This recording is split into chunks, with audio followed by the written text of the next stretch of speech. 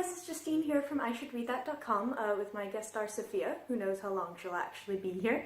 And I wanted to talk to you today about something that I've noticed a lot in the book community, particularly amongst bloggers, amongst newer bloggers, amongst younger bloggers, and that is not finishing books. There's been a lot of anxiety about not finishing books, feeling like you're quitting or you're failing for whatever reason.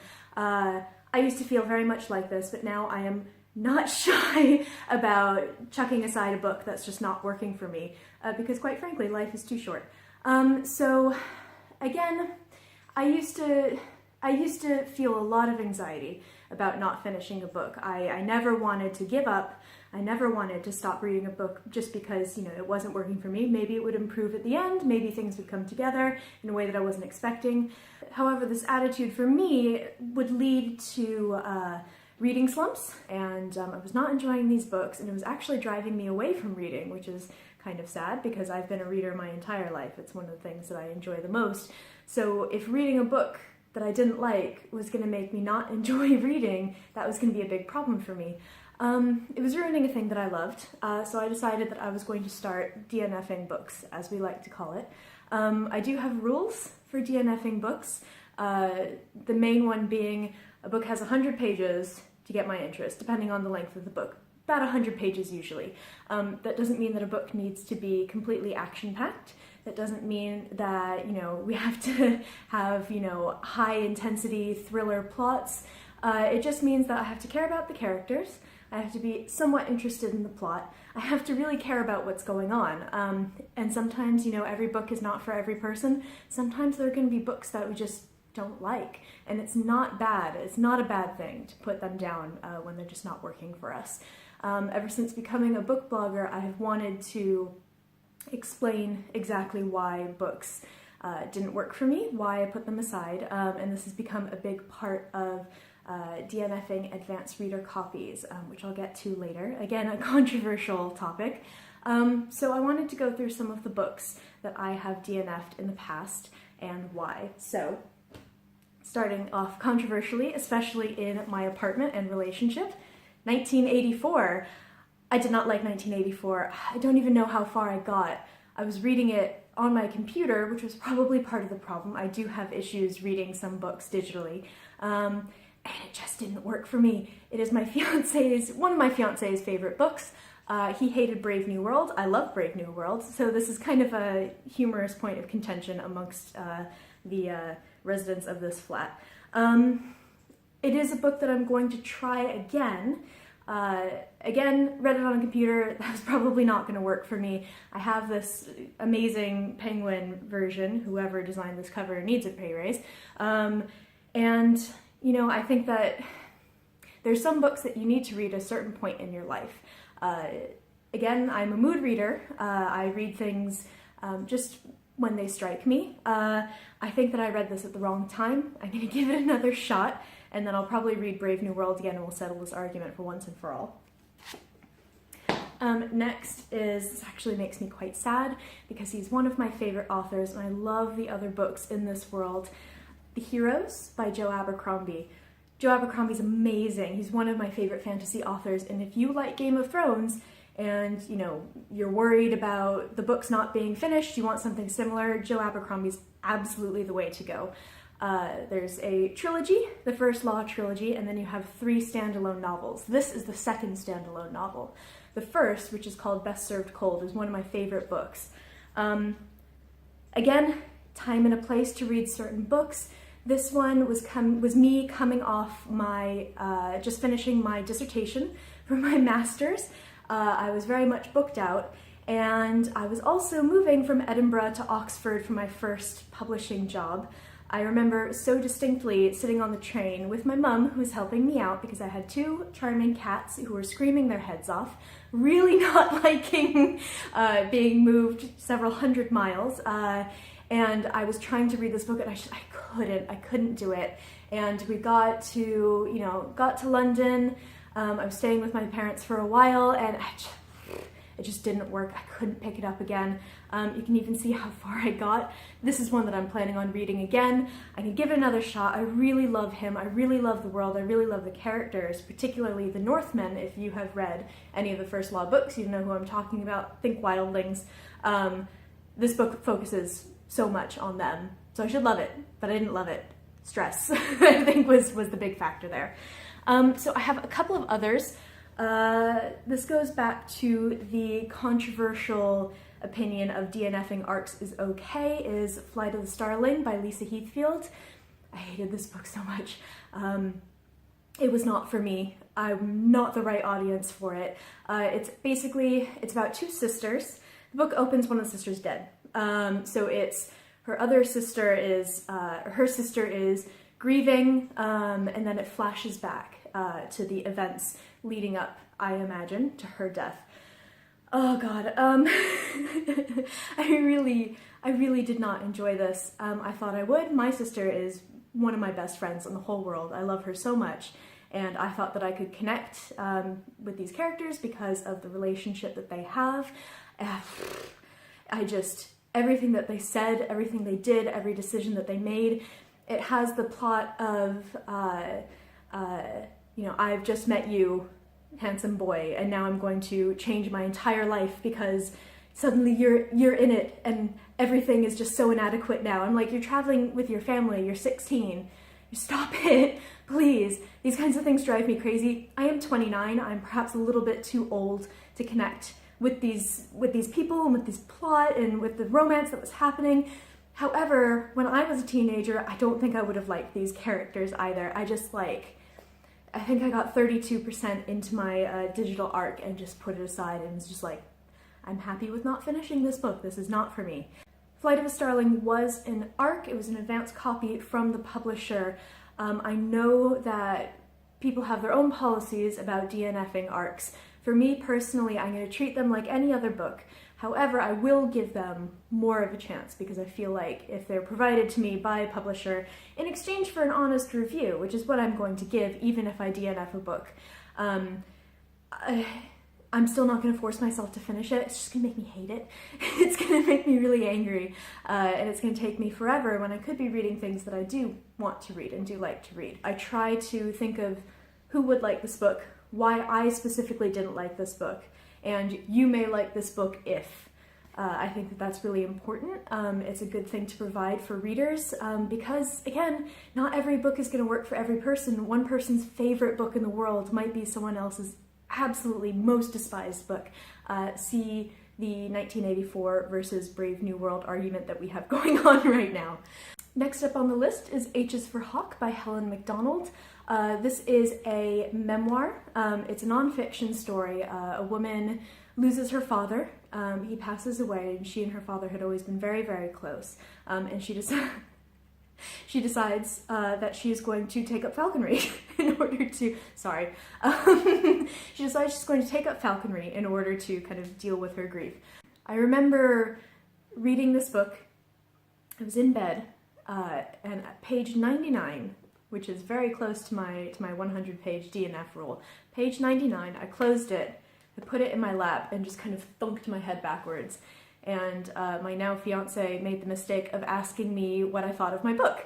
And I went on a tirade about how much I hated it, how much I hated her, how I just thought that she was a reprehensible person. And he looked at me, he's like, why are you finishing this book then? And I looked at him and I was like, that's a good point. Why am I finishing this book? It is so beloved by so many people. It was on the bestseller list for years. I've heard people really connecting with it, people really loving it, particularly dealing with depression, dealing with the, loss of family members. However, for me, there's one point in this book that I found really horrible.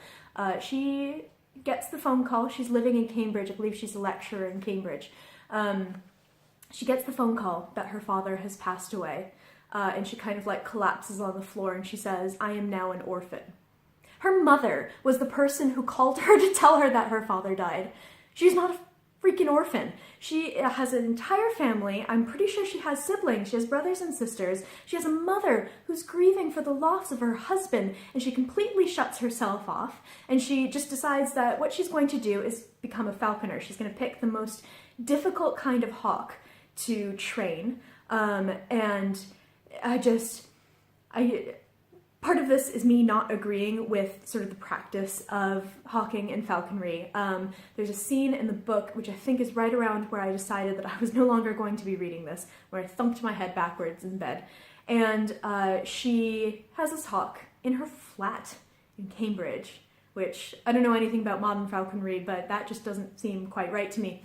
She has this hawk in her flat, and she has been training it to wear its hood, and she's now training it to, I'm pretty sure, not wear its hood, to be comfortable with her, so when it sees her and it connects with her.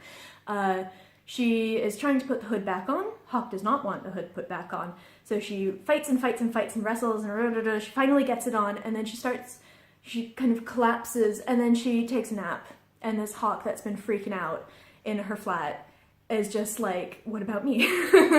I think that was the point where I was like, nope, fuck this book. I'm not finishing this book.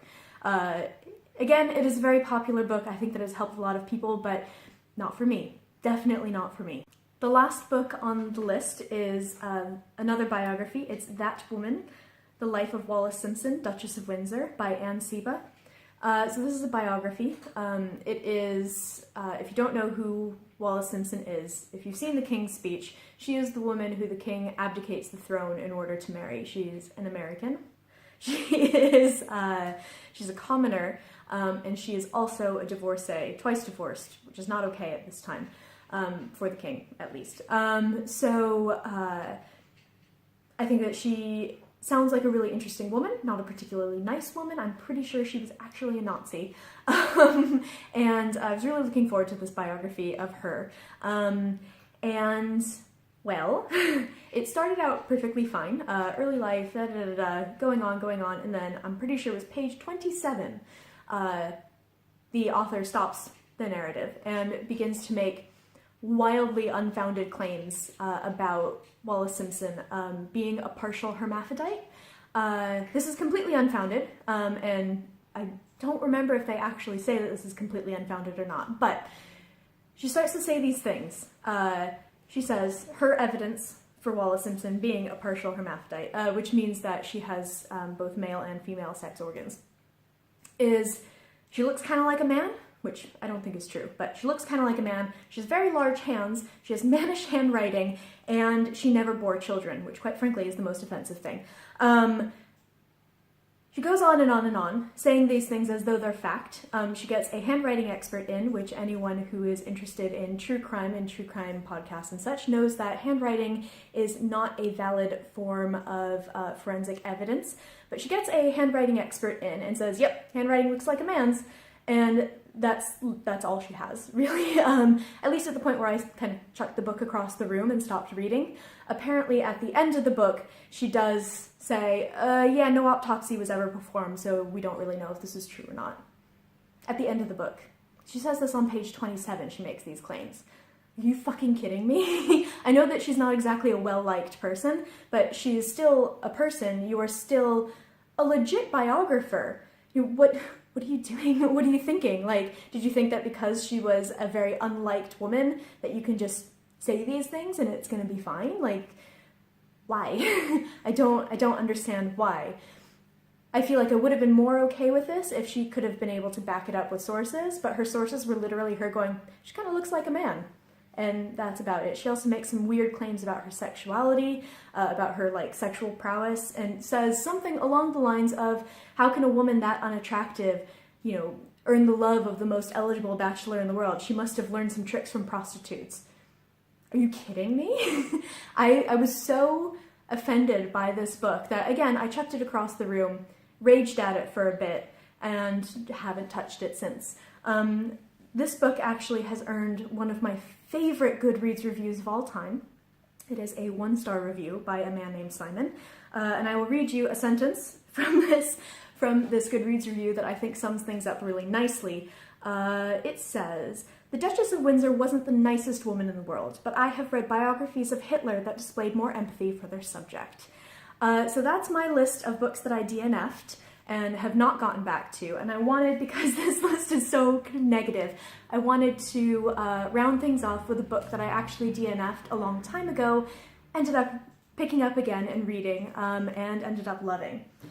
So, The Lies of Locke Lamora by Scott Lynch. I started this 4 or 5 years ago, read 100 pages, again, on my Kindle. Some books I just can't read digitally. It's quite a long book. It's over 500 pages, which I struggle with on Kindles. Couldn't get into it for whatever reason. I think that it was just not what I was expecting. Maybe I wasn't in quite the right mood for a book. It has lots of ups and downs in terms of pacing, so sometimes it goes really quickly, sometimes it goes quite slowly. Just wasn't into it at the time. Set it aside, and then a colleague of mine who I befriended over our love of fantasy books was like, this is one of my favorite books, you really, really need to give it another shot. And I was like, fine, and I did, and I loved it, and I'm really glad that I revisited this book. There were a couple books early on in this video that I did put aside, not out of sheer hate, and I would like to give another shot, and I think that The Lies of Locke Lamora provides a lot of evidence for going back to books and reading them when you're in the mood to actually read them and read this kind of book. So that's it for me today. I will link all my social media down at the bottom if you want to chat. If you DNF books, if you don't DNF books, if you have kind of rules about these things, please let me know. I'd love to chat. Obviously, this is all just me and what works for me and my opinion. I would love to hear what other people think. So give me a shout, and I'll see you next week.